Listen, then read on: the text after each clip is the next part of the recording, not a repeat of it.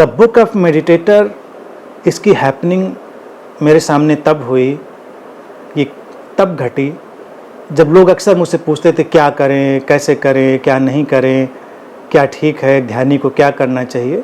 तो इन सारी बातों को रखने पर मेरा जो क्राइटेरिया था, जो मेरा तरीका था, मैंने सोचा कि उनको कैप्सूल फॉर्म में रखा जाए, बहुत प्रिसाइज, संक्षिप्त रखा जाए। अगर विस्तार से रखेंगे तो विस्तार में तमाम चीज़ें हैं और लोग गाइडलाइन की तरह उसको नहीं कैच कर पाएंगे। तो ये सारी चीज़ें बिल्कुल सूत्र में, कैप्सूल फॉर्म में हैं। लोग अगर उनको समझते हैं, पकड़ते हैं, तो उनके लिए बहुत उपयोगी हो जाता है।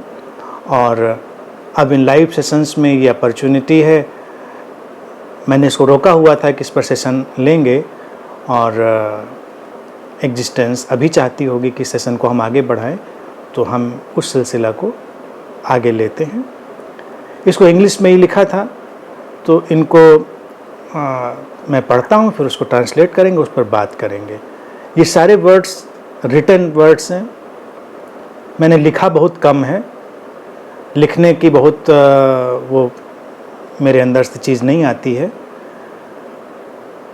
तो उन चंद लिखी हुई चीज़ों में से एक और पुस्तक थी जो आउट ऑफ प्रिंट है, अनंत पथ के मित्र। जो लेटर्स थे बहुत सारे सीकर्स को मैंने लिखे थे, वो है, पहले प्रिंट हो चुकी है, अब आउट ऑफ प्रिंट है। और ये द बुक ऑफ मेडिटेटर। आज के लिए पहला सूत्र है,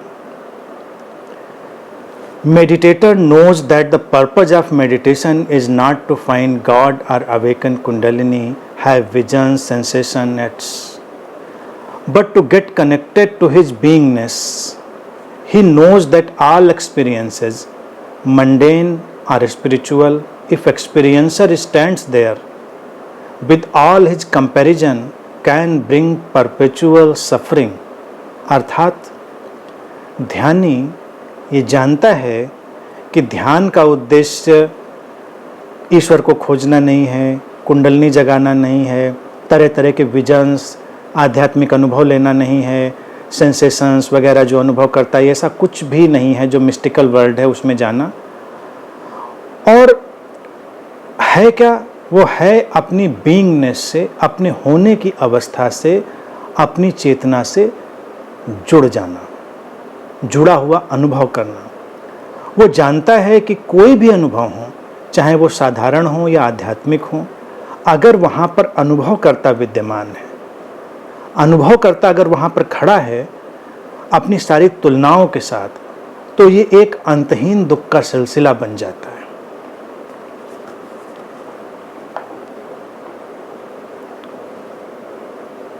ये जो सिंपल सी बात है, साधारण सी, ये बहुत ही समझने जैसी है, बहुत ही खूबसूरत बात है।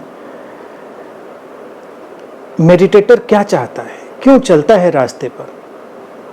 धर्म अध्यात्म कहता है कि अच्छा, ध्यानी चलता है ईश्वर को पाने, सत्य को खोजने, लेकिन अभी तो उसको पता ही नहीं कि सत्य क्या है, ईश्वर क्या है। वो कुंडलिनी जगाने के फेर में पड़ जाता है कई बार। अब उसको ये भी नहीं पता कि कुंडलिनी है क्या, होती भी है कि नहीं होती है, लेकिन वो फेर में पड़ जाता है। विजन्स, हमको क्या दिखता है, आंख बंद करते हैं तो हमको ऐसा दिखता है, वैसा दिखता है, हमको ऐसे सेंसेशंस होते हैं, हमको रंग दिखाई देते हैं, चक्र खुलते हैं, तमाम तरह की कहानियाँ, तमाम तरह की स्टोरीज, हमारी जो पर्सनल स्टोरीज हैं, व्यक्तिगत कहानियाँ हम पैदा करते हैं। तो ध्यानी सीकर जो है वो पहले कदम पर ही बहुत अच्छे से इस बात को समझ लेता है कि ये सब उद्देश्य नहीं है। और जो इसको अच्छे से समझता है वही रियल सेंस में मेडिटेटर भी होता है, वही रियल सेंस में सीकर भी होता है। अब वो जानता है कि हम अपने होने से जुड़ेंगे, अपनी बीइंगनेस से, वही उद्देश्य है। और अपनी बीइंगनेस से ऐसा तो है नहीं कि हम कभी टूटकर अलग हो गए थे, हम हैं, उससे जुड़े हुए हैं, लेकिन उसका अनुभव चला जाना वो हमको व्यथित करता है, परेशान करता है और हमको अलगाव में ले जाता है, हमको अलग थलग अनुभव कराता है।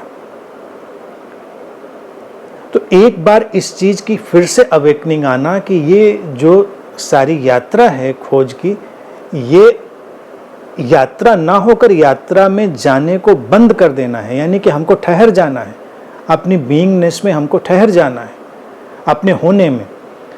बाकी किसी चीज पर देखिए हम शक कर सकते हैं,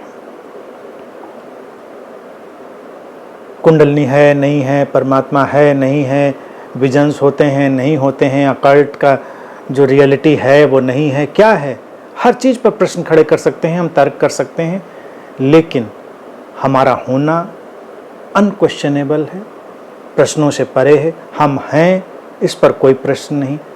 तो उस अपने होने पर जो प्रश्नों से परे है जुड़ जाना, वो मेडिटेटर का उद्देश्य है। अब आगे सूत्र कहता है कि अनुभव कैसे भी हो, साधारण या आध्यात्मिक, इस बात से फर्क नहीं पड़ता। अगर अनुभव करने वाला, एक्सपीरियंसर, अनुभव करता वहाँ पर खड़ा है और खड़ा है अपनी सारी कंपैरिजन के साथ, अपनी सारी तुलना के साथ, तो समस्या कायम रहेगी और दुख का अंतहीन सिलसिला जारी रहेगा। एक परपेचुअल सफरिंग है जो हमारे अंदर पैदा होती है, वो कंटिन्यू रहेगी। क्यों? क्योंकि देखिए, जब भी अनुभव करता है, एक्सपीरियंसर है, तो एक्सपीरियंसर अपनी एक आइडेंटिटी के साथ होगा, अपनी एक स्टोरी के साथ होगा। जब वो अपनी एक पहचान और अपनी कहानी के साथ होगा तो तुलना भी पैदा करेगा, ये अनुभव अच्छा है, ये अनुभव ज़्यादा अच्छा है, ये कम अच्छा है, ये बुरा है, ये सब चीज़ें आएंगी। जितना ये चीज़ें आएंगी उतना दुख का सिलसिला पैदा होगा।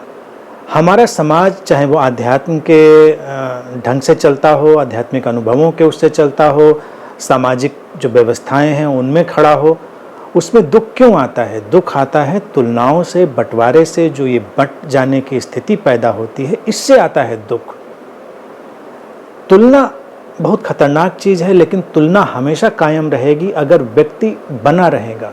मेडिटेटर उतरा अपने मेडिटेटिवनेस में और वो कायम है अपनी पर्सनल स्टोरी के साथ, तो वो अपने को मान लीजिए ज़्यादा ध्यानी ही समझता है, वो अपने को ज़्यादा पवित्र ही समझता है, वो अपने को अवेकन्ड, इनलाइटेंड कुछ भी समझता है।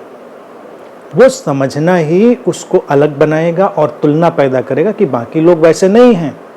जब बाकी लोग वैसे नहीं हैं तो एक खाई पैदा होगी, एक विभाजन पैदा होगा और वो विभाजन ही उसके लिए दुख का सिलसिला बन जाएगा। और मेडिटेटर अगर उस कंपैरिजन के साथ अपने एक्सपीरियंसर की, यानी कि अपनी एक्सपीरियंसर कब रहेगा? जब तक आपकी व्यक्तिगत कहानी रहेगी। उसको हटाकर, उससे डिटैच होकर जब ठहरता है अपनी बीइंगनेस में, तो क्या होता है? उसको बस अलग अलग स्थितियां दिखाई देती हैं। उसको ये नहीं लगता कि ये ज़्यादा अच्छा है, ये कम अच्छा है। वो है अपने अपने जॉय में है, अपनी स्पॉन्टेनिटी में है, अपनी सहजता में, अपने आनंद में है वो। लेकिन तुलना नहीं है कोई, जो है ठीक है, जैसा है वैसा ठीक है, कोई तुलना नहीं, कोई कंपैरिजन नहीं, वो अपनी जगह बिल्कुल ठीक है।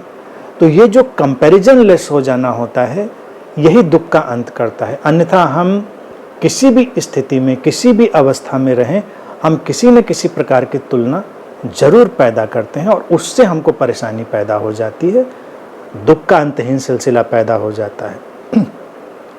तो मेडिटेटर एक तो इन सारे अनुभवों के पीछे नहीं भागता, सत्य की खोज के पीछे, ईश्वर के पीछे नहीं भागता। वो कुंडलनी जगाने से ज़्यादा अपने को जगाने में रुचि रखता है, क्योंकि कुंडलनी कभी सोई ही नहीं जिसको जगाओगे। व्यक्ति अपने अंतर्मन में सोता है और जागता है। तो ये अवस्था आना और ठहरना, व्यक्तिगत कहानी से मुक्त होना, तुलना से मुक्त होना, फिर वो जो परपेचुअल सफरिंग है, अंतहीन दुख का सिलसिला है, वो ख़त्म होता है। And it brings end of suffering, वो दुख का अंत लाता है। और वही उद्देश्य है। ध्यान का अंतिम उद्देश्य पूछे कोई किसी से, तो आप बस यही कहेंगे बुद्धा के प्रसिद्ध शब्दों में, दुख का अंत, एंड ऑफ सफरिंग।